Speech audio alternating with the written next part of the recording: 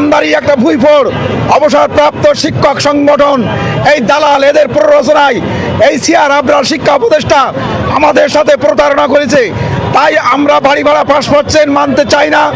আমাদের 20% বাড়ি ভাড়া দিতে হবে, 1500 টাকা মেডিকেল দিতে হবে এবং কর্মচারীদের জন্য 75% উচ্চ ভাতা দিতে হবে। এই দাবি না মানা পর্যন্ত আমরা রাজপথ ছাড়বো না। আমরা অনেক আশা করে এই ডক্টর মোহাম্মদ ইউনূস স্যারের কাছে আমরা এই 20% বাড়ি ভাড়া তাদেরই প্রস্তাব আমরা মেনে নিয়ে রাজপথ ছেড়ে দিয়েছিলাম, কিন্তু দেখলাম যে শেষে তারা আমাদের সাথে প্রহসন করছে।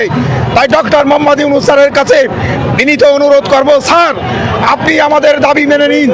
আমরা সারা বাংলাদেশে ক্লাস বর্জন করে দিয়েছি। আমরা সারা বাংলাদেশে 29,000 শিক্ষা প্রতিষ্ঠান শাটডাউন ঘোষণা করেছি। কোনো ক্লাস চলবে না, কোনো অফিস খুলবে না। আমাদের দাবি যে যাতে ছাত্রছাত্রীদের ক্ষতি হচ্ছে, ক্লাস হচ্ছে না, সামনে পরীক্ষা। তাই আমি বলবো সরকারকে অনতিবিলম্বে আমাদের দাবি মেনে নিন। আমরা রাজপথ ছেড়ে দিয়ে ক্লাসে ফিরে যেতে চাই এবং এই দেশের শিক্ষা ব্যবস্থার যদি উন্নয়ন না হয় তাহলে দেশের কোনোদিন উন্নয়ন সম্ভব না। 4 কোটি ছাত্র এবং 4 লক্ষ শিক্ষক, এরাই পারে দেশকে পরিবর্তন করে দিতে। আপনি যতই চিন্তা করেন না কেন, দেশকে উন্নয়নের শিখরে নিয়ে যাবেন। এই শিক্ষার্থী এবং শিক্ষকদের বাদ দিয়ে কোনোদিন আপনি দেশকে উন্নয়নের শিখরে নিয়ে যেতে পারবেন না। আপনি যতই বড় বড় প্রজেক্ট যাই গ্রহণ করেন না কেন, সেখানে ধস নামবে। কিন্তু এই শিক্ষাক্ষেত্রে যদি আপনি বিনিয়োগ করেন, তাহলে এখানে যদি আপনি 1 টাকা বিনিয়োগ করেন, 100 টাকা আপনার প্রফিট হওয়ার সম্ভাবনা রয়েছে।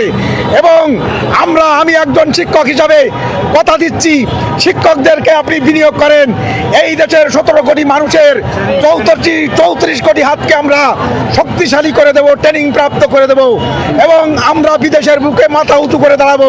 একদিন আমরা বলবো আমরা গর্বিত জাতি, শিক্ষিত জাতি। তাই শিক্ষকদের রাজপথে রাখবেন না, শহীদ ব্যানারে রাখবেন না। আজ শিক্ষকরা অসুস্থ, অভুক্ত, শিক্ষকরা রাজপথে এসেছে, তাদের পিঠে দেয়াল ঠেকে গেছে, তাদের আর করার কোনো পথ নেই।